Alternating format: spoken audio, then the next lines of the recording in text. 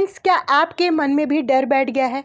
आपको कोई भी काम करने में, कोई भी डिसीजन लेने में या किसी भी प्रकार से आप बाहर घर से निकलती हैं, लोगों से मिलने जुलने में ये चीज़ आपके मन में बिल्कुल घर कर गई है कि लोग मुझे पसंद नहीं करते और आप कहीं आने जाने से भी डरती हैं। तो ऐसा क्यों है पता है आपको? क्योंकि आप खुद पर विश्वास नहीं करती हैं।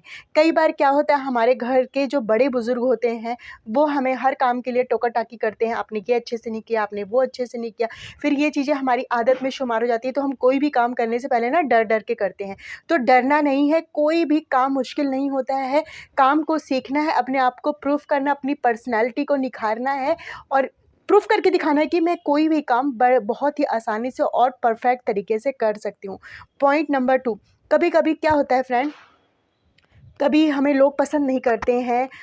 ऐसा लोगों में धारणा, सुनी-सुनाई बातों से वो एक धारणा बना लेते हैं कि ये अच्छी नहीं है, इससे बात कम करो, इससे दूर रहो। तो हमें भी कहीं पर शादी, पार्टी या और फंक्शन में जाने से ना, शिरकत करने से डर लगता है। हमें लगता है कि लोग तो मुझे पसंद ही नहीं करते, तो मैं वहाँ पर जाके क्या करूँगी?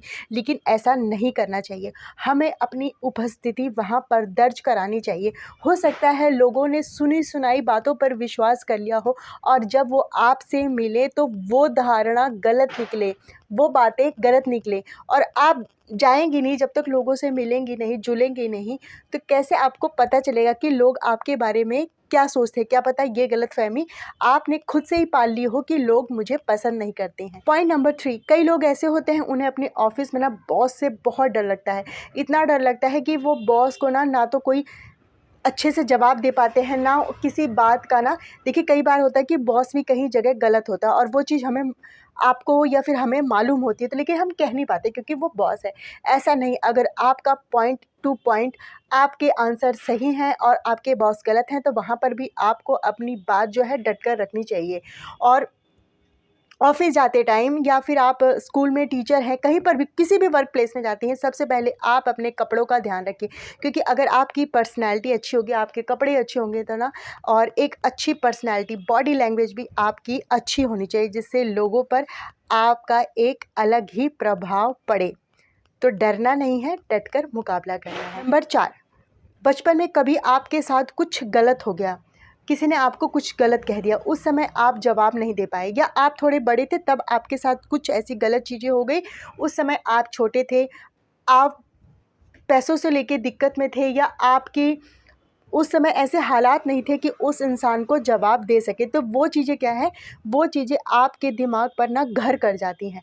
तो आप जब बड़े होते हैं, अगर कहीं वैसी ही सिचुएशन में, सेम सिचुएशन में फँस जाते हैं ना, तो वो जो डर बैठा हुआ है ना, वो डर जो है आपको उस इंसान के आगे खड़ा ही नहीं होने देता है।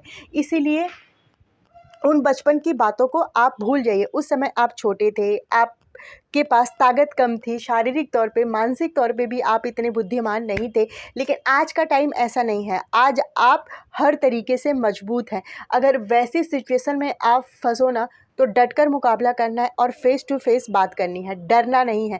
और वो बचपन की बात थी, बचपन की बात बचपन में भूलिए, अभी आप बड़े हो गए हैं और बड़े होकर आपके अंदर मेंटल हेल्थ भी अच्छी हो गई और शारीरिक हेल्थ भी अच्छी हो गई। इसलिए जवाब देना सीखिए पुरानी यादों से। पॉइंट नंबर 5, कभी-कभी क्या होता है, जब हम 4-5 लोगों के साथ खड़े होते हैं, तो कोई हमें कुछ कह देता है, उस समय जो है हम जवाब नहीं देते हैं और बाद में अंदर ही अंदर घुटते रहते हैं, सोचते रहते हैं कि मुझे उस टाइम ऐसे बोलना था, उसने मुझे ऐसा क्यों कहा, उसने मुझे वैसा क्यों कहा। अगर आपके साथ ऐसा होता है ना, तो पहले उस इंसान की बात आपको शांति से सुननी है, क्योंकि जो शांत इंसान ना बातों को बहुत अच्छे से सोचता है कि इसने ऐसा बोला है, तो उसी टाइम आपको सोचकर तुरंत ही जवाब देना है कि आप गलत हैं, मैंने ऐसे नहीं, ऐसे कहा था इस चीज़ को।